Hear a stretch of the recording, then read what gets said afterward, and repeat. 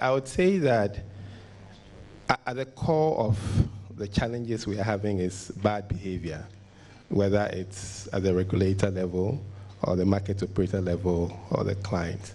And so my question is, can bad behavior ever stop? If I wear my other cap as a preacher, I would say that the reason why we continue to preach is because there's always bad behavior. So in effect, I don't think that we can say that we will never do another cleanup. Probably is the scale of the cleanup, because what has happened, I guess, is quite significant. And I believe that going forward, as regulators, we need to keep our eye on the ball and keep doing what we have to do.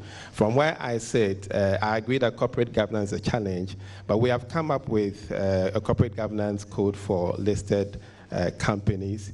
We've also come up with conduct of business guidelines for our market operators.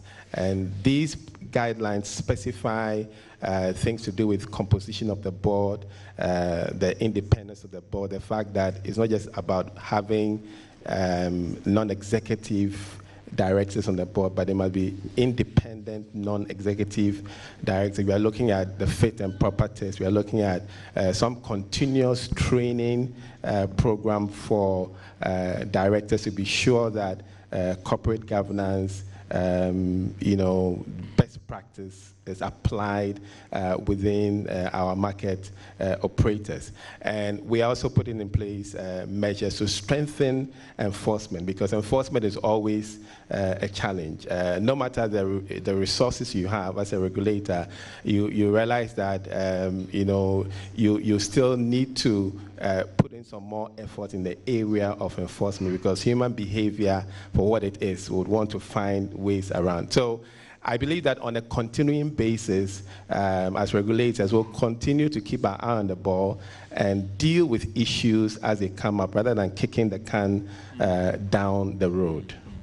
Yeah, I just wanted to make a point about bad behavior and say that when you're talking about enforcement and all that, there has to be an incentive for good behavior, and the incentive is the sanctions.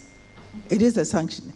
I think that the regulator has, in this context and in today's environment, the regulator has to be ferocious. If you have assets in your house and you are protecting those assets, you don't put a pet dog in your house. You bring a ferocious dog to protect your assets. So the regulator has to be very aggressive and ferocious, and that will be an incentive for good behavior. We want to thank you so much.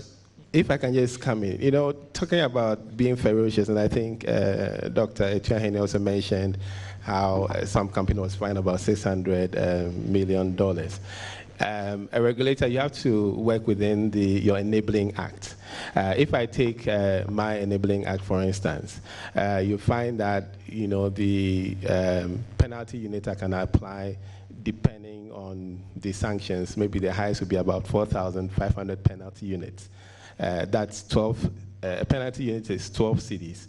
And that's what the act gives. So somebody can actually give you the money up front and then go ahead and then commit it.